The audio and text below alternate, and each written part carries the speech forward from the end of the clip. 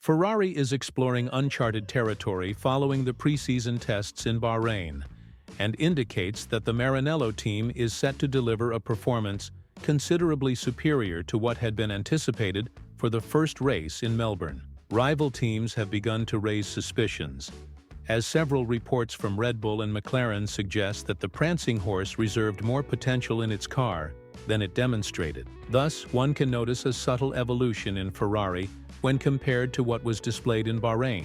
Although the preseason tests could have been more satisfactory for the Scuderia, the fact that everyone was pleased with the car's performance and that it delivered exactly what was expected proves that the team possesses insights far beyond our own. This is the primary source of concern for McLaren, which declared that it does not trust the data gathered by Ferrari in Bahrain. By analyzing Vasseur's statements, one can understand why Ferrari's competitors remain cautious regarding the prancing horse's performance. The French director has been emphatic in stating that countless variables are at play.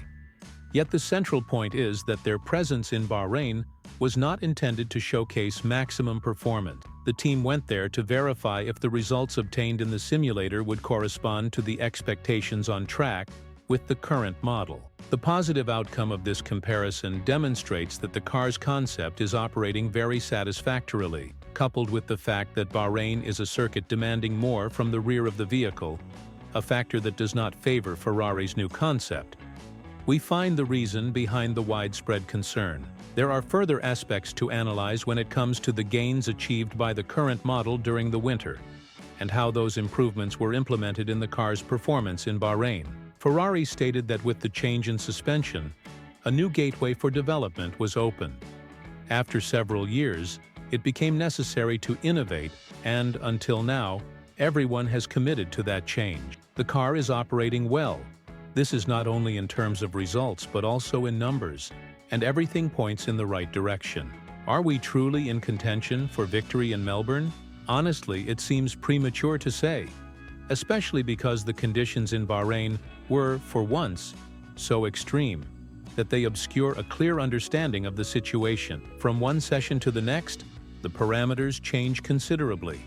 Moreover, the fuel levels of the rivals remain unknown, which complicates any interpretation. What is noteworthy is that this optimism is not shared with the same intensity by Leclerc, who warns that the car's stability still needs to be refined, noting that the last 2 days of preseason tests revealed significant fluctuations in performance. Leclerc experienced highs and lows in recent months with Ferrari, and therefore maintains a cautious stance heading into the new season. However, when the decisive moment comes, he knows he will only praise the car if it demonstrates top-level performance on track when it truly matters. Detailing his feelings about the car and adopting a cautiously optimistic approach, Leclerc stated that he prefers to wait before risking the label of a fast car.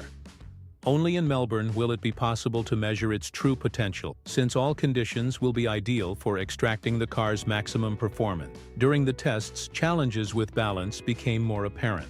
The primary reason Ferrari will aim to collect numerous points in Melbourne lies not only in the confidence placed in its drivers, but also in the characteristics of the circuit. This track demands more from the front of the car when compared to Bahrain, and, with the implementation of the new front suspension pull rod, the mechanics of the current model will be much better suited to this type of layout in the calendar. Yet, that is not the team's only objective.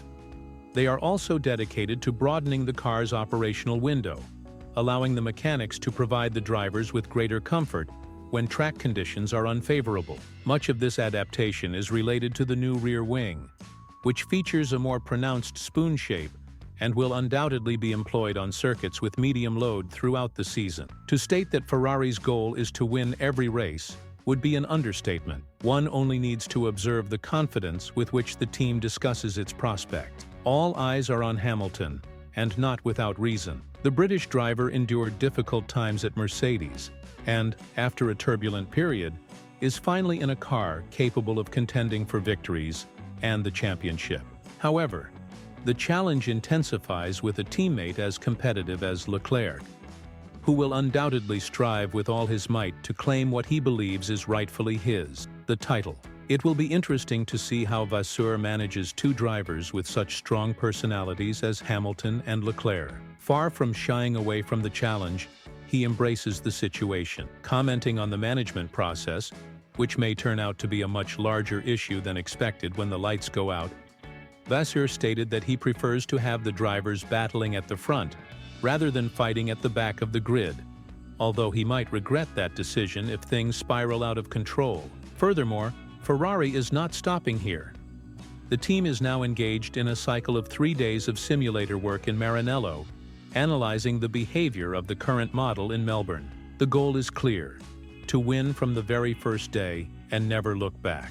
Optimism is growing behind the scenes, and it is easy to understand why both drivers and the team feel the need to prove to the Tifosi that this, at last, will be Ferrari's year, free of obstacle. This is a mission the team has been striving to accomplish for a very long time, and now that it finally has a truly competitive car, an interesting dilemma arises. Who will be the lead driver? Initially, it was expected that Leclerc would assume this role, given his experience with Ferrari, but Hamilton's adaptation process has been smoother than anyone anticipated, placing him in the spotlight ahead of the Melbourne debut. The shortcomings noted during the racing driver tests have now vanished, leaving only minimal margins between Leclerc and Hamilton, differences that will only be clarified in Australia. The comments from the 7-time world champion sound far more encouraging than those from Leclerc.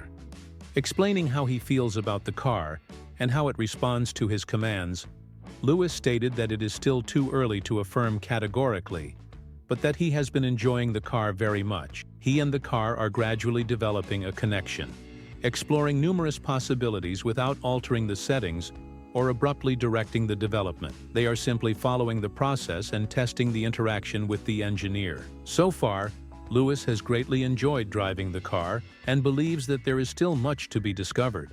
He mentioned that he is extracting a little more with every lap, and that the car proves versatile when driven in different ways, making this journey very enjoyable. Today, in particular, was a positive day, with incremental improvements in the adjustments that appeared to be correct, even though there is still work to be done.